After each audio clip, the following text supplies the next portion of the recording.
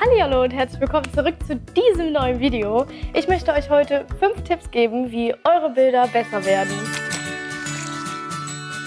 Tipp Nummer 1: Linienführung und Outlines. Am besten verwendest du bei deinen Outlines einen Pinselfeinliner. Ich habe ja das Ohu-Set und da war schon ein Pinselfeinliner drin und der hilft mir sehr, sehr oft, die Outlines so ein bisschen dynamischer zu gestalten. Verwende nicht immer die gleiche Strichstärke, sondern versuche, die Strichstärke ein bisschen zu variieren. Mal an einer Stelle ein bisschen dicker, an anderen Stellen ein bisschen dünner, an manchen Stellen, wo sehr viel Licht ist, vielleicht auch gar keine Outline. Das macht das Bild viel lebhafter und bringt viel mehr Tiefe ins Bild. Achte darauf, dass du die Linien am besten da dicker machst, wo das Bild eventuell einen Schatten hat, wie zum Beispiel der Schatten unterm Kinn oder sonstige Stellen. Wenn du aber keinen Pinselfeinliner hast, dann geh einfach mit dem Feinliner, den du hast, über manche Stellen mehrfach drüber, um da dann die Strichstärke ein bisschen dicker zu machen. Dann erzielst du ungefähr den gleichen Effekt. Aber Vorsicht bei der Wahl des Feinliners. Mir ist das nämlich schon sehr, sehr oft passiert, dass ich bei meinem Bild schon fertig alle Outlines gezogen hatte und alles war super. Und dann habe ich mit den Alkoholmarkern angefangen und ja, ihr wisst, was jetzt kommt. Das Bild war komplett versaut. Also macht bitte vorher einen Schmiertest und prüft, welcher Feinliner wirklich den Alkohol in den Alkoholmarkern standhält oder sonstigen Malmedium, was ihr verwendet. Kann ja auch sein, dass ihr Acryl benutzt oder Aquarellfarben und der Feinliner vielleicht nicht wasserfest ist. Also bitte prüft vorher mit dem Medium, was ihr verwenden wollt, ob euer Feinliner dem standhält. Tipp Nummer 2: Formfindung und Formsprache. Ich mache das immer so, wenn ich ein neues Bild anfange, teile ich es mir erst grob in Formen auf. Das Einteilen in Formen hilft, die Größe des Bildes einschätzen zu können, so dass ich nicht am Ende plötzlich über das Bild hinausmalen müsste, weil ich vorher nicht abgeschätzt habe, wie groß ich eigentlich gerade malen kann, wie viel Platz ich habe. Benutze bei organischen Motiven auf jeden Fall rundliche Formen, weil in der Natur kommen gerade Linien so gut wie nie vor. Deswegen sollten sie in deinem Bild halt auch nicht unbedingt was zu suchen haben. Solltest du aber sowas wie eine rechteckähnliche Form brauchen, dann runde die Ecken einfach ein bisschen ab, um die Härte rauszunehmen. Gerade Linien und scharfe Ecken, spitze Kanten, Moment, ich meine natürlich scharfe Kanten und spitze Ecken wirken auf den Betrachter immer ziemlich hart und steif und streng. Es kann natürlich sein, dass du diese Wirkung brauchst, weil du zum Beispiel einen Bösewicht zeichnest. Dann let's go. Dann ist natürlich alles richtig und dann kannst du diese Sachen auch verwenden. Nur sei dir vorher darüber bewusst, welche Wirkung das Bild auf den Betrachter haben soll. Eine Kreisform oder eine runde Form wirkt auf den Betrachter immer ziemlich sanft und ruhend, weil es ein Punkt ist, also gerade bei einem Kreis, weil es ein Punkt ist, wo sich alles sammelt und auch femininer. Und eine Dreiecksform mit harten Kanten, spitzen Ecken wirkt eigentlich immer ziemlich maskulin. Also sei dir darüber bewusst und setze die Formen bedacht ein. Tipp Nummer 3: Message. Gib deinen Bildern eine Message, eine Geschichte oder versuch, ein Gefühl zu übermitteln. Soll der Betrachter lachen? Soll der Betrachter traurig sein? Soll der Betrachter zum Nachdenken angeregt werden? Oder möchtest du einfach die Geschichte eines coolen Charakters erzählen? Möchtest du was Kontroverses ansprechen? Möchtest du Erstaunen auslösen? Sei dir vorher darüber bewusst, was du für eine Aussage treffen möchtest und schreib dir die vielleicht kurz auf und mach ein kleines Brainstorming, was dir alles dazu einfällt. Dann fällt es dir hinterher leichter, das im Bild einzuarbeiten. Und vor allen Dingen kurbelt das die Kreativität ein bisschen an. Denk dir einen Clou aus, verwende Gegensätze oder übertreib etwas maßlos. Mache dir Klischees zunutze, wie zum Beispiel einen harten Rocker, der mit einem Katzenbaby kuschelt. Oder ein Weihnachtsmann, der im Sportwagen Geschenke verteilt. Oder einen Menschen, der sich mit Kaffee duscht. Setz dir keine Grenzen. Auf dem Blatt erschaffst du deine eigene Welt und du kannst sie mit deiner Fantasie kreieren. Niemand kann dir da reinreden. Es ist deine Fantasie und deine Realität. Tipp Nummer 4: Farblehre.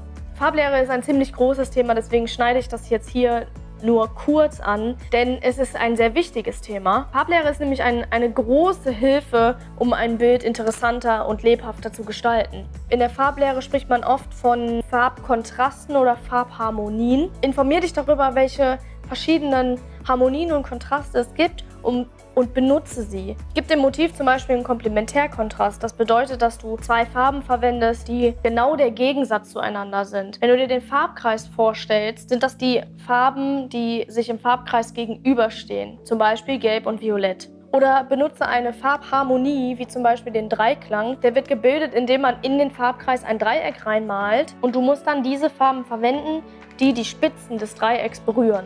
Wenn du dich dann für ein Farbspektrum entschieden hast, dann musst du diese ganz konsequent nutzen. Natürlich kannst du noch ein bisschen an der Quantität, also an der Menge der Farben kurbeln und schrauben, aber ich würde dann nicht mehr allzu viele neue Farben mit reinbringen, denn wenn ein Bild zu bunt ist, dann weiß das Auge am Ende nicht mehr, was ist jetzt das Interessante in diesem Bild? Was ist der Fokus? Wohin soll meine Aufmerksamkeit gehen? Und das führt dazu, dass die Aufmerksamkeit viel schneller schwindet und die Leute sich das Bild nicht länger angucken. Falls du mehr Details zur Farblehre erfahren möchtest, dann schreib mir das doch gerne in die Kommentare. Dann würde ich dazu nochmal ein Video für euch machen. Tipp Nummer 5.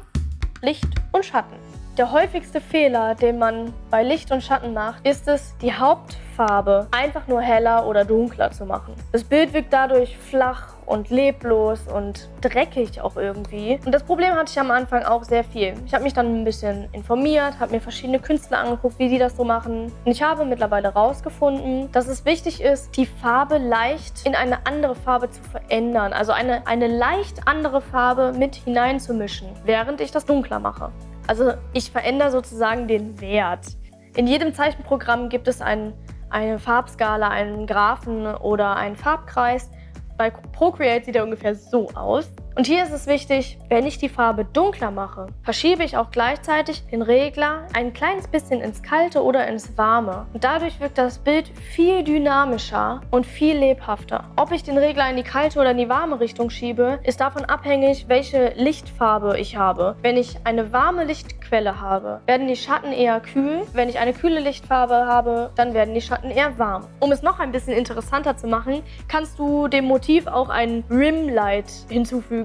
Das nennt man, glaube ich, zu Deutsch Kantenlicht. Das ist da, wo das Motiv am allermeisten Licht abbekommt. Da kannst du eine weiße Kante hinzufügen. Nur Vorsicht, übertreib es damit auf keinen Fall, denn sonst konkurriert das so ein bisschen mit dem Gesicht. Du darfst nicht zu viel Licht setzen. Du kannst dabei auch ruhig über die Outlines malen, nur übertreib die Menge nicht. Nicht jede Kante muss weiß sein. Sonst lässt das Rimlight das Motiv wie so eingerahmt wirken und das wirkt dann einfach nicht mehr schön. Verliert die Angst vor dem weißen Blatt. Ich weiß, ich kenne das von mir selbst. Ich habe auch immer große Hemmungen, vor allen Dingen, wenn ich ein neues Skizzenbuch anfange oder wenn ich ein festes Bild im Kopf habe und unbedingt möchte, dass es am Ende so aussieht. Habt Mut zur Hässlichkeit. Ich meine, ein Skizzenbuch ist dafür da, um zu üben. Man möchte ja auch hinterher irgendwie einen kleinen Fortschritt sehen können. Also ist es auch nicht schlimm, wenn nicht jede Seite ein Kunstwerk ist. Ihr könnt zum Beispiel, um diese Angst zu verlieren, die erste Seite im Skizzenbuch einfach als Aufwärmseite benutzen. Das heißt, ihr fangt an, Wildkreise zu malen, Formen zu malen, Farben reinzuklatschen oder was auch immer, so dass es gar nicht hübsch werden soll, sondern ganz, ganz gezielt halt als Übung zu verwenden. Selbst wenn im Skizzenbuch mal eine Seite daneben geht, dann denkt immer daran, man kann immer noch mal zurückblättern. Ich selbst mache das auch immer wieder. Wenn ich nicht unbedingt jetzt eine ganz neue Seite anfangen will, dann blätter ich noch mal so durchs Skizzenbuch durch. Und wenn ich dann ältere Bilder von mir sehe, die mir nicht so gefallen, dann zeichne ich da einfach noch mal so ein bisschen dran rum. Vielleicht habe ich dann an dem Tag ein besseres Gefühl für Formen oder Volumen. Radiere das weg, ändere noch mal was, setze Schattierungen. Oder, wenn es ganz schlimm ist, kann man auch einfach ein Post-it reinkleben und das, was drunter ist, einfach verbannen.